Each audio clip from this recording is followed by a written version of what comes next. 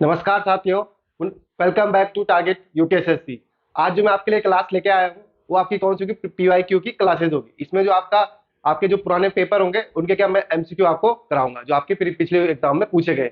अब यहाँ पे हम क्या करेंगे, जो हमारा पीवाईक्यू होगा हमारा 2018 से जितने भी आपके पेपर हुए हैं, चाहे आपका यूकेएसएससी करा रहा हो चाहे आपका यूकेपीसीएस आयोग करा रहा हो, और 2023 तक जितने भी आपके पेपर हुए हैं इनको हम यहाँ पे क्या करेंगे, सॉल्व करेंगे। ठीक है, जितने भी आपके यहाँ पे पेपर हुए। आज मैं आपके लिए पेपर लेके आया हूँ, ये आपका कनिष्ठ सहायक 2023 वाला है, जो आपके कनिष्ठ सहायक अभी हुआ था हाल फिलहाल में, कनिष्ठ सहायक 2023 वाला। तो ये आज आपका क्या है, आपका कनिष्ठ सहायक 2023 वाला पेपर हुआ था। ठीक है, तो इसके क्वेश्चन लेके आया हूँ जो काफी आपके जो आने वाले एग्जाम होंगे आपके काफी इंपॉर्टेंट या आपके हेल्प करेंगे। ठीक है, तो किस प्रकार इनको सॉल्व करना है चलिए देखते हैं। तो जो आपका पहला क्वेश्चन है वो था आपका सीरीज का क्वेश्चन। इसमें सीरीज का क्वेश्चन पूछा था जो आपके रीजनिंग के टॉपिक से आया हुआ था। इसमें क्या था कि which of the following terms comes in the next series, यानी कि जो आपकी एक सीरीज दे रखी थी, कौन सी अल्फाबेटिकल सीरीज दे रखी थी, उसमें मैं बताना था कि जो इसका नेक्स्ट टर्म होगा आपका कौन सा होगा। ठीक है, तो अल्फाबेट, अगर मैं अल्फाबेट सीरीज की बात करूं तो इसके लिए एक अल्फाबेट टेस्ट चैप्टर होता है जो मैं आपको अपने एप्लीकेशन या टारगेट यूकेएसएससी ऐप पे आपको करा चुका हूँ। अगर किसी बच्चे को डीप अगर बेसिक से समझना है तो आप हमारे ऐप में जा सकते हैं, वहाँ विजिट कर सकते हैं, आपको ये क्लासेस वहाँ पे दिख जाएगी। साथ साथ आपको पीडीएफ भी मिलेगी, साथ साथ आपको क्या मिलेंगे, क्वेश्चन पेपर भी वहाँ पे इन सबके टॉपिक के मिल जाएंगे।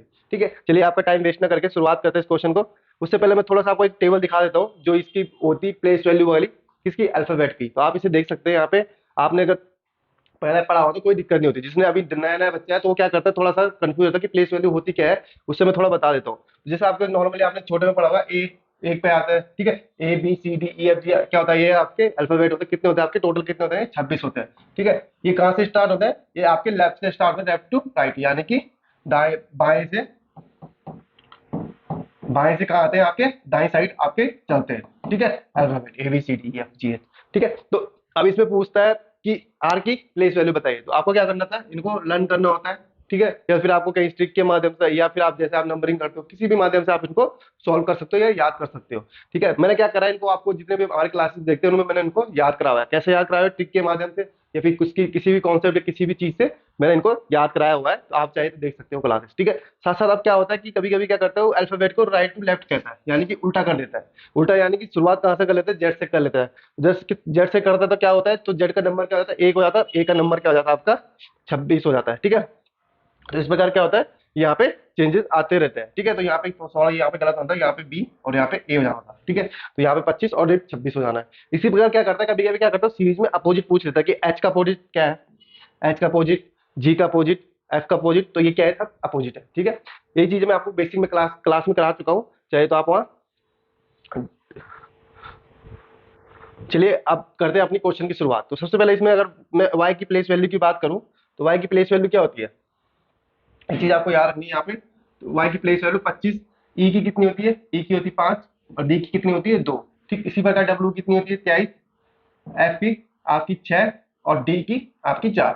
इसी प्रकार यू की 21, एच 8 और जी आपका 7, और एच कितना होता है आपका 19, के 11 और आई 9। ठीक है, अब वो क्या करता है इन सीरीज में, आपको देख रहा है जो आपका पहला टर्म है, पहला अल्फाबेट इसका, इसका भी पहला अल्फाबेट, इसका भी पहला अल्फाबेट, इसका भी पहला अल्फाबेट। तो पहला अल्फाबेट क्या है देखेंगे तो इनकी जो प्लेस वैल्यू है, एस की प्लेस, वाई की प्लेस वैल्यू कितनी है 25, उसके बाद उसकी कितनी, डब्ल्यू 23, 21 और 19।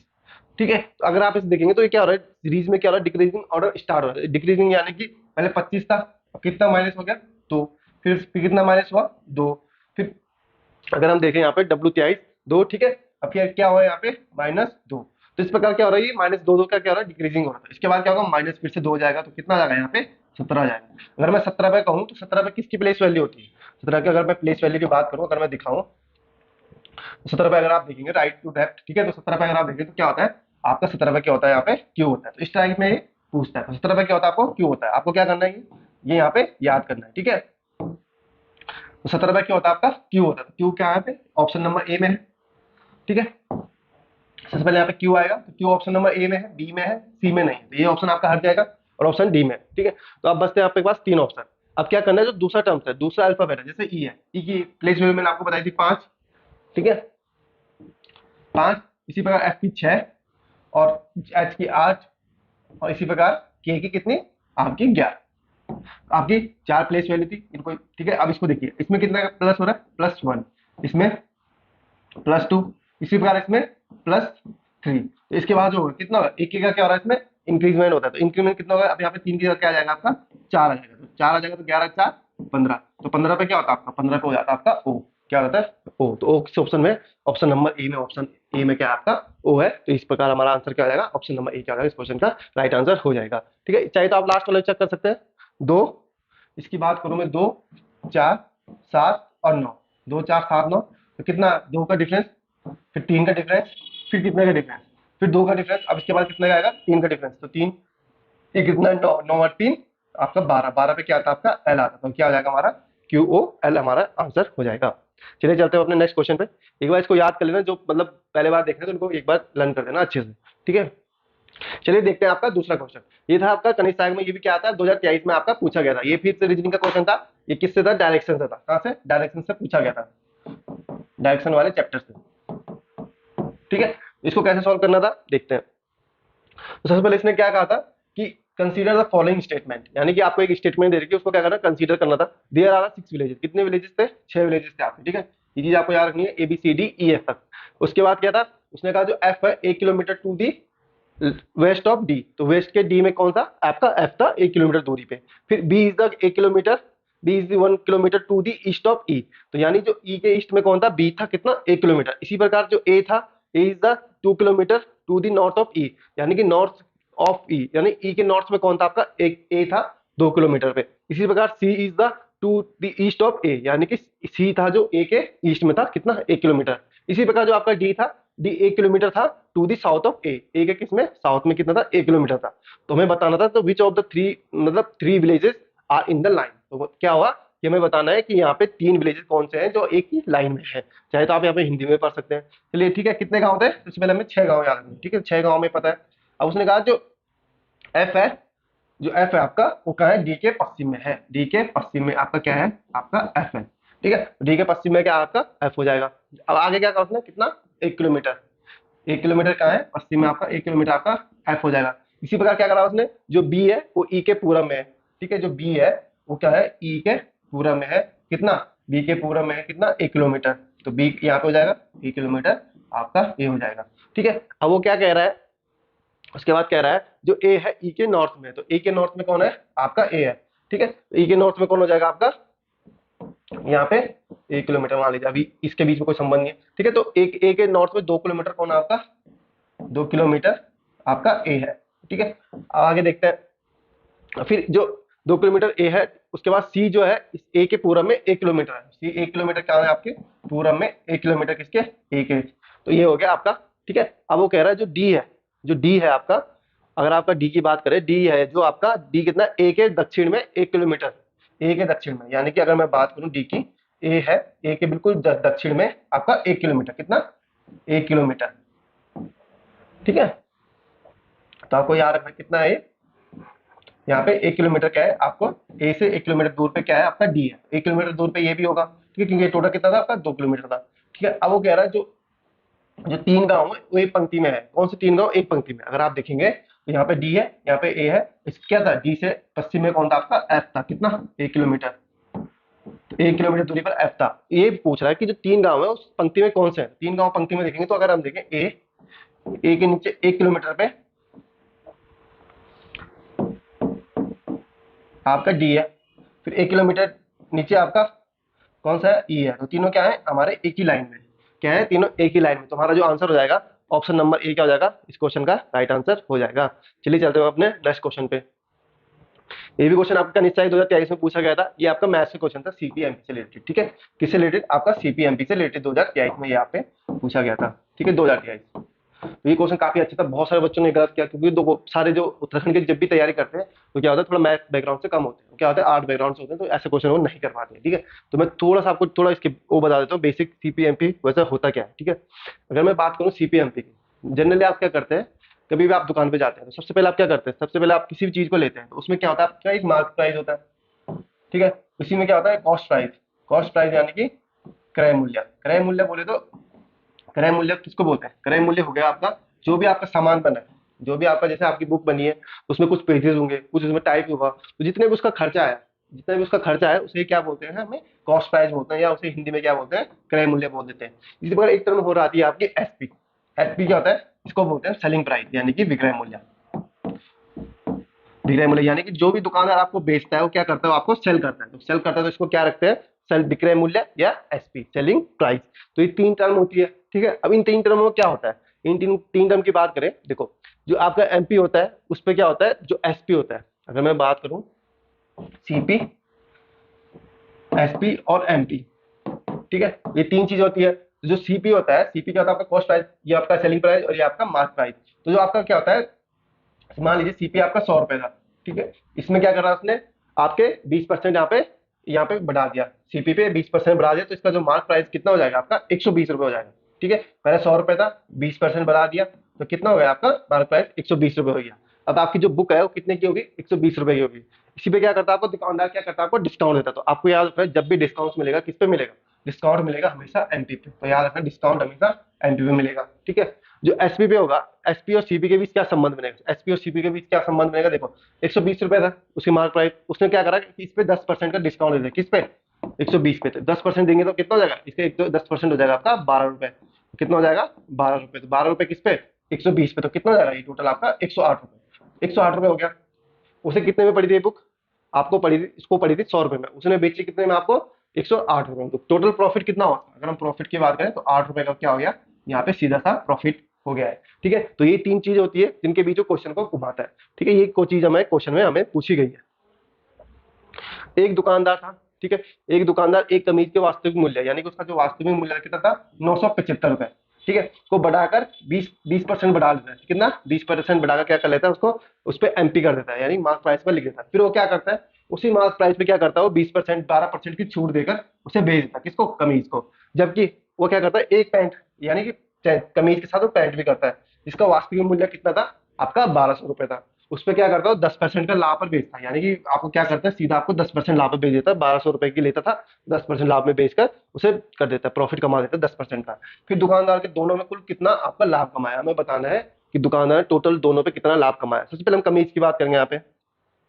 तो मैंने मान लीजिए कि कमीज का सीपी, एसपी और आपका एमपी तीन चीज थी, ठीक है। नॉर्मली आप मान लीजिए कि कमीज का 975 ना होकर कितना था, 100 रुपए था, कितना था 100 रुपए आपके साथ में। अभी हम आएंगे वहां पे, 100 रुपए था किसमें, कमीज का कॉस्ट प्राइस, वास्तविक मूल्य। लेकिन वो क्या कर रहा है, इसको 20% बढ़ाकर लिखता है, तो 100% का 20% मैंने आपको पीछे बताया था कितना हो गया था, 20। तो कितना हो जाएगा आपका एमपी, 120 हो जाएगा, ठीक है।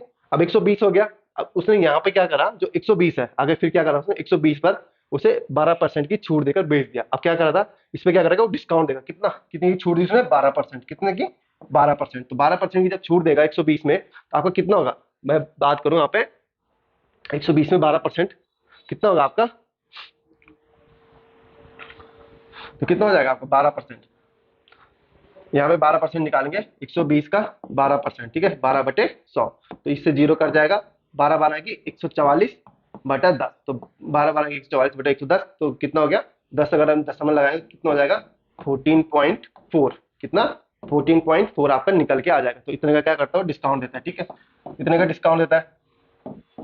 अब वो क्या करता है, 120 में इतने का डिस्काउंट देगा तो कितना अब हमारा निकल के आएगा, अगर हम बात करें कितना आएगा हमारा निकल के, यहाँ पे कितना आ जाएगा, 120 माइनस 100 नहीं 14.4, तो कितना आ जाएगा हमारा निकल के। अगर हम देखें तो इसको सॉल्व कैसे करेंगे, तो पॉइंट के बाद दशमलव यानी जीरो, 10 में से 4 गए 6 आपका, ठीक है, और फिर 9 में से आपका 4 गए 5, ठीक है, और 9 में से 4 गए 5, यहाँ पे एक बचेगा, एक में से एक गए जीरो, और यहाँ पे एक का एक आ जाएगा।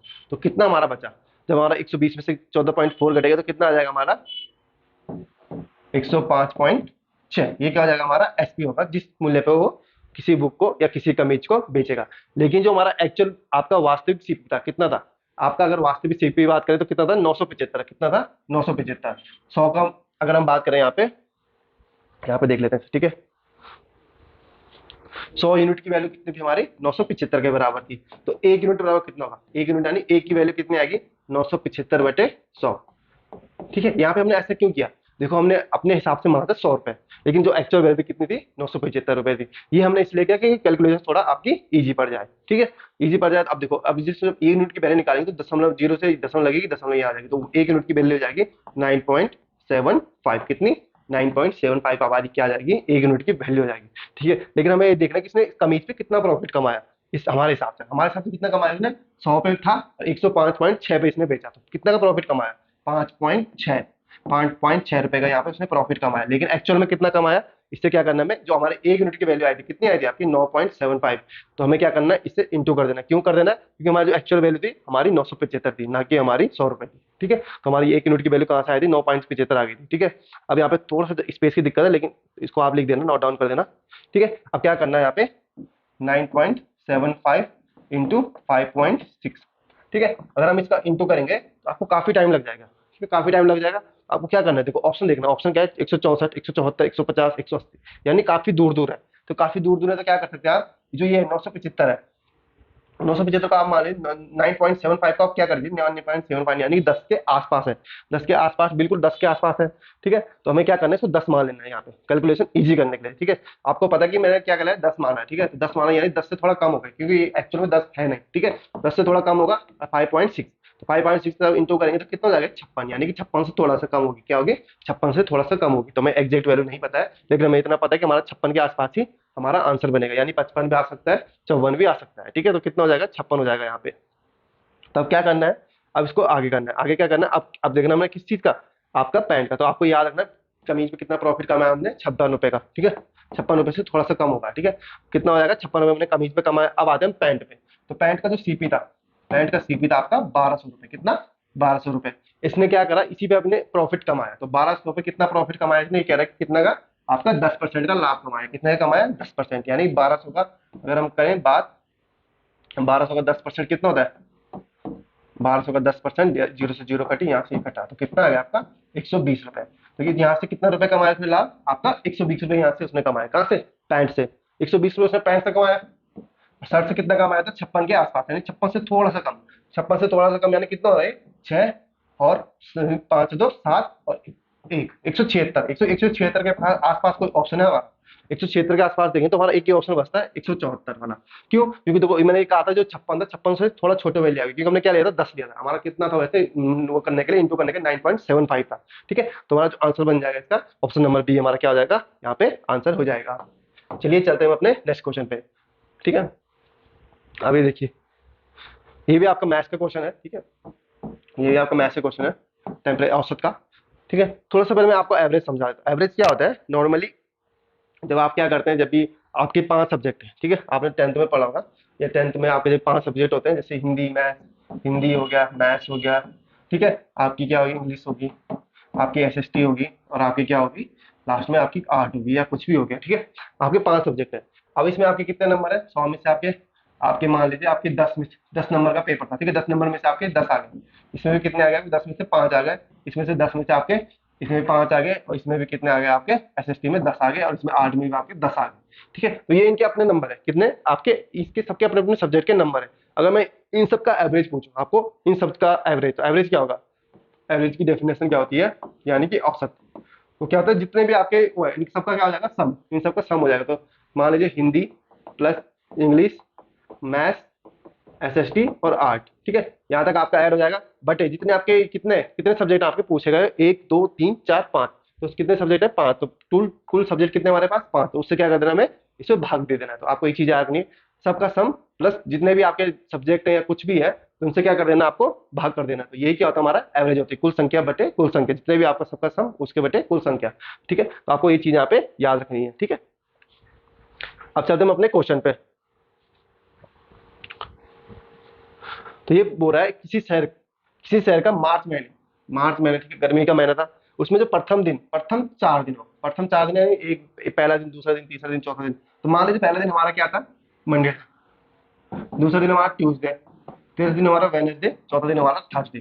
तो कितने दिन हमारे पास, 4 दिन, शुरू के 4 दिन का जो औसत तापमान कितना, औसत तापमान कितना था हमारा 27 डिग्री, कितना था 27 डिग्री। ठीक है, ये चीज आपको याद रखनी है, 27 डिग्री था। मैंने क्या बोला था, जितने भी आपके नंबर होंगे इन सबका सम बटे आपको जो आएगा क्या आएगा, जितने भी है कितने 1 2 3 4, इनसे क्या हो जाएगा आपका डिवाइड हो जाएगा।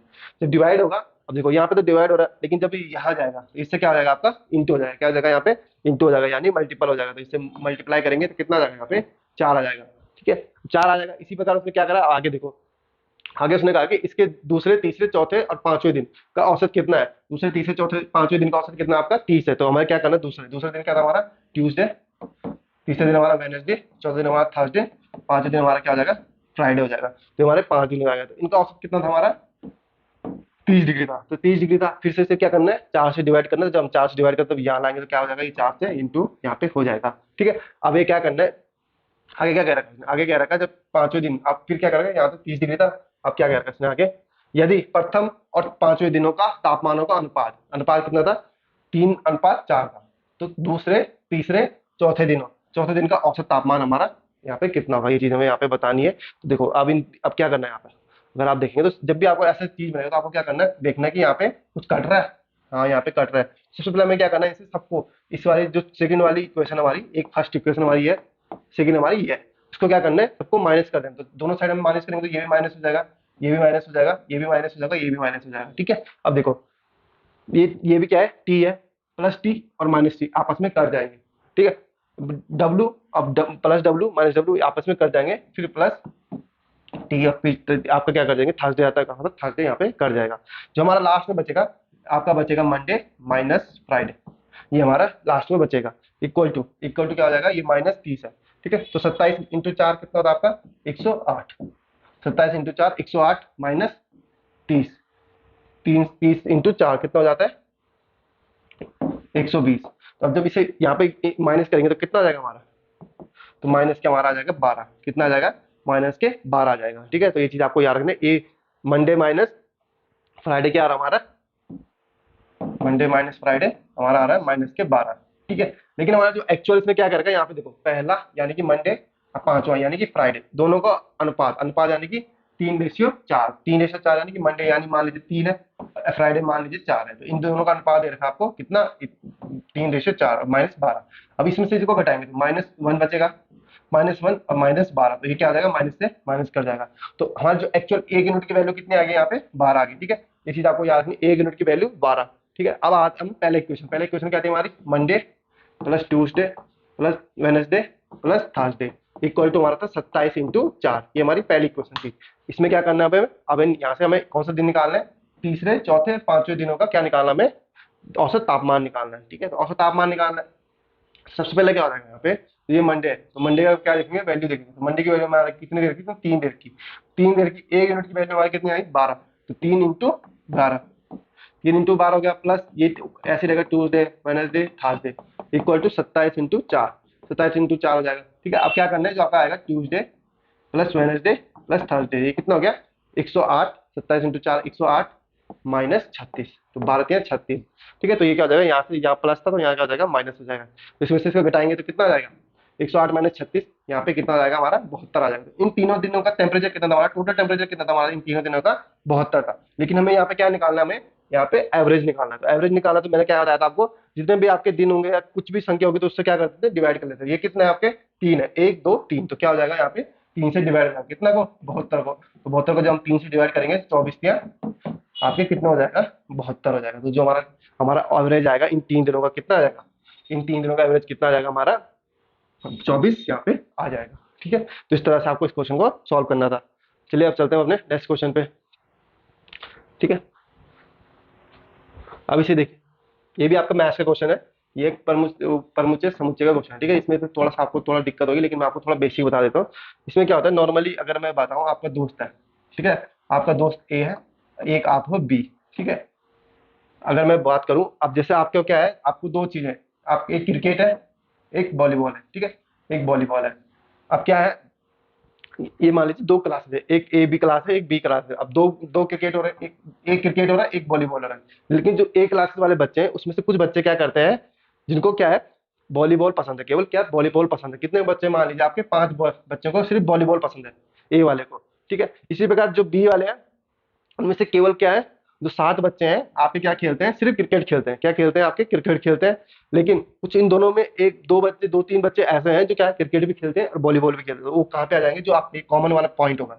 ठीक है, ये वाला जो कॉमन पॉइंट होगा इसके अंदर आ जाएगा। मान लीजिए 5 बच्चे ऐसे हैं हमारे पास जो क्या करते हैं, क्रिकेट भी खेलते हैं और वॉलीबॉल भी खेलते हैं। ठीक है, तो ये क्या हो जाएगा, बीच में आ जाएंगे। जो आपका कॉमन वाला पॉइंट होगा, जैसे इसमें क्या रखा, 7 व्यक्ति क्यू आर लेते हैं, यानी क्यू आर के बिल्कुल बीच में लेते हैं। ठीक है, केवल क्यू आर नहीं लेते, सिर्फ क्यू आर दोनों लेते हैं। आपको याद रखना जब भी दोनों की बात आएगी तो जो बीच वाला आपका बचेगा ये वाला, तो आपको इसी के बीच में इस नंबर को यहाँ पे रखना है। ठीक है, अब चलते हैं अपने क्वेश्चन पे। यहाँ पे कितने, यहाँ पे कह रहा है कि एक समाचार पत्र अभिव्यक्ता, यानी कि एक समाचार पत्र बेचने वाला है, उसने क्या करा, समान संख्या में 3 भिन्न भिन्न अखबार पत्रों को, PQR को 327, टोटल अखबार कितने बेचे उसने, 327 व्यक्तियों को बेचे। कितने व्यक्तियों को बेचे इसने, 327 व्यक्तियों को बेचे। फिर 7 व्यक्ति QR को लेते हैं, उसमें से 7 व्यक्ति क्या है, जो क्या है, दोनों अखबार लेते हैं। कौन से, Q और R को कौन लेते हैं, 7 व्यक्ति लेते हैं। इसी प्रकार जो PQ को कौन लेते हैं, 9 व्यक्ति लेते हैं, और 12 व्यक्ति PR को लेते हैं। लेकिन 3 व्यक्ति ऐसे हैं जो केवल क्या करते हैं, तीनों अखबार लेते हैं। क्या करते हैं, तीनों अखबार लेते हैं, PQR तीन अखबार ले लेते हैं। अब हमें बताना है कितने व्यक्ति निश्चित रूप से केवल एक प्रकार का अखबार समाचार पत्र पढ़ते हैं। ठीक है, तो मैं सिर्फ यहाँ पे ये बताना है कि जो केवल एक प्रकार का समाचार पत्र यहाँ पे पढ़ते हैं। तो हमारे कितने गोले बन गए, सबसे पहले हम बात करेंगे यहाँ पे, ये आपका P हो जाएगा, ये हमारा Q हो जाएगा, ये हमारा यहाँ पे R हो जाएगा। ठीक है, ये हमारा क्या हो जाएगा, यहाँ पे ये P हो जाएगा,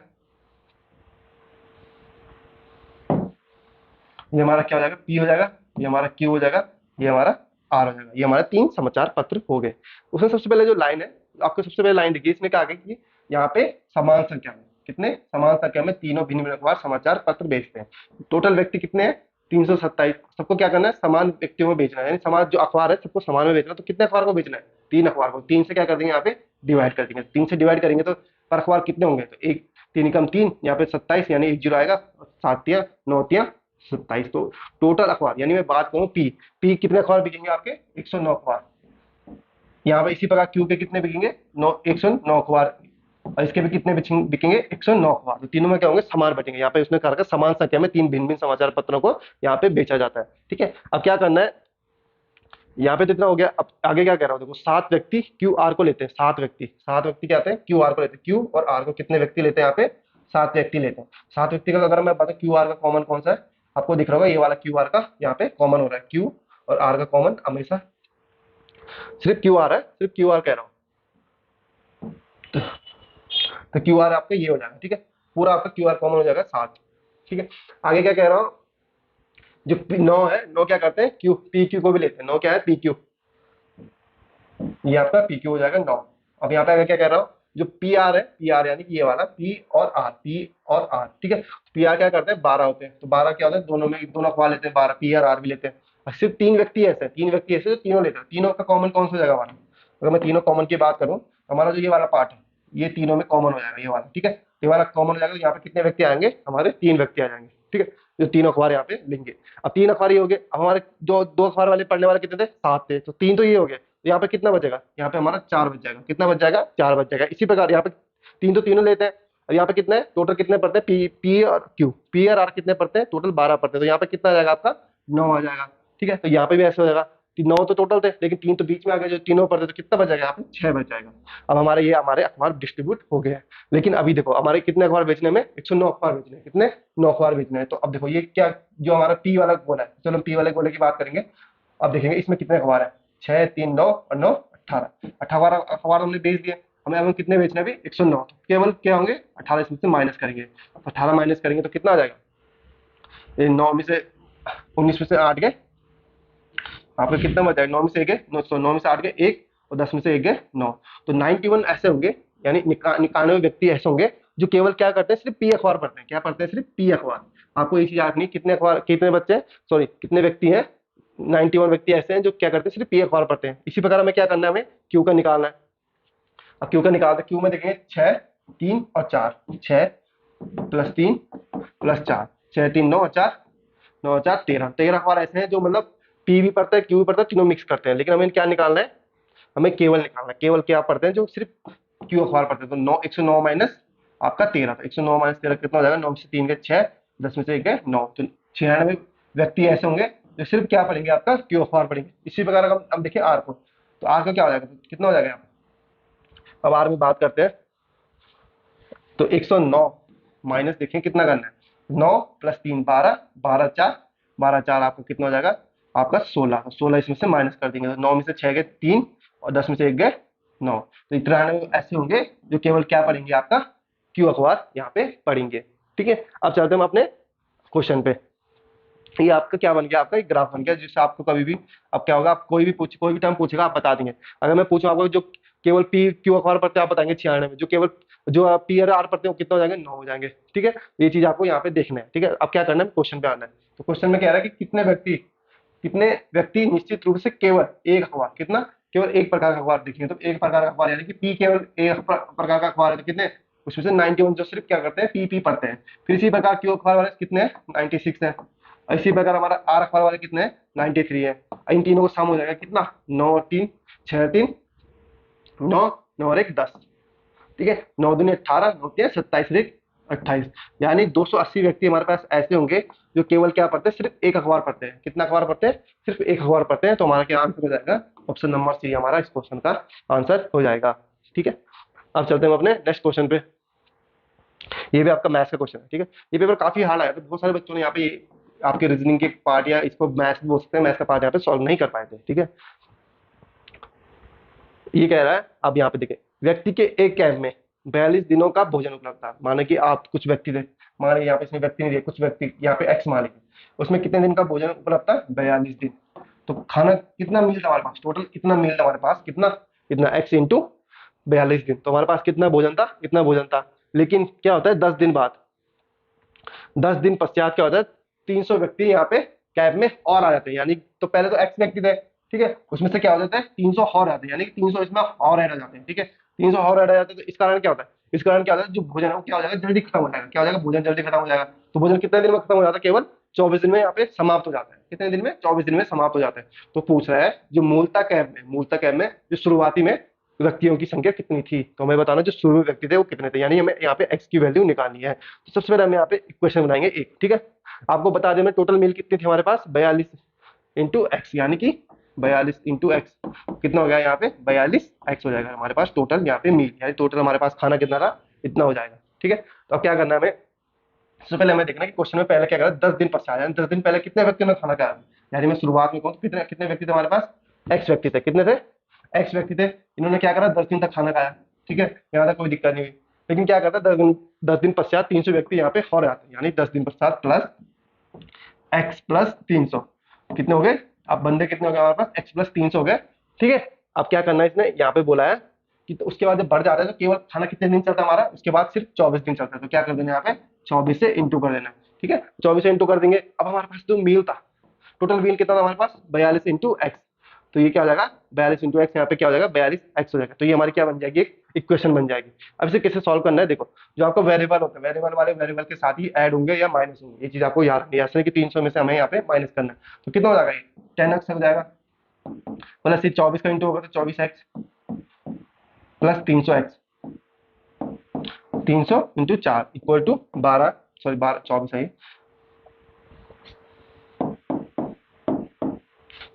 42 इंटू 42 एक्स हो जाएगा यहाँ पे। ठीक है, अब देखो 24 प्लस 10 कितना हो जाएगा, 34,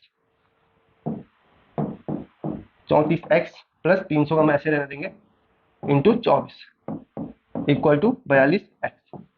अब क्या करना है, देखो ये वेरिएबल तो इसके साथ होगा नहीं, जो वेरिएबल होगा जैसे 34 से 34 इसी से ही क्या होगा आपका यहाँ पे सॉल्व होगा। तो हमें क्या करना है यहाँ पे,